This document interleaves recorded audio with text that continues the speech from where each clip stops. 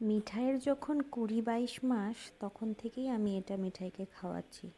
ভীষণ ভালো একটা জিনিস। তোমরা তোমাদের বাচ্চাদের ডক্টরের পরামর্শ নিয়ে খাওয়াতে পারো।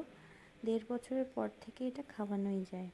এটা আমি কিভাবে বানাই আর এর সঙ্গে কি মিক্স করে খাওয়াই আমি শেষে দেখিয়েছি, পুরো ভিডিওটা দেখো কিন্তু। এখানে আমি cashew nuts, walnuts, almond, pumpkin seeds, যেটা কিনা লোহার কড়াইতে শুকনো খোলায় হালকা করে ভেজে নিয়েছি।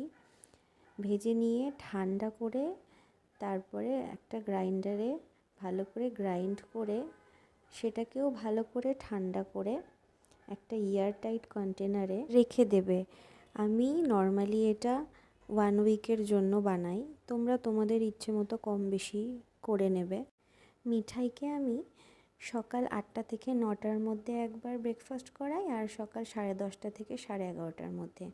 ও ফার্স্টে একদম যেটা খাই সেটা গরুর দুধের সাথে, কোনো দিন কর্নফ্লেক্স গুঁড়োর সাথে ওই বাদামের গুঁড়োটা 1 চামচ মিশিয়ে খাওয়াই, আর কোনো দিন চিড়ে আর মাখানা গুঁড়োর সাথে বাদামের গুঁড়োটা 1 চামচ মিশিয়ে খাওয়াই।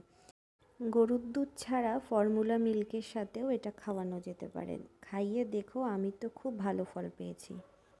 মিঠাইয়ের বয়স যখন 9 মাস তখন থেকে এই অবধি শুধুমাত্র ফর্মুলা মিল্কটা ছাড়া কোনো রকম প্যাকেটের খাবার মিঠাইকে খাওয়াই না, সবসময় বাড়িতে বানিয়ে খাওয়ানোরই চেষ্টা করি।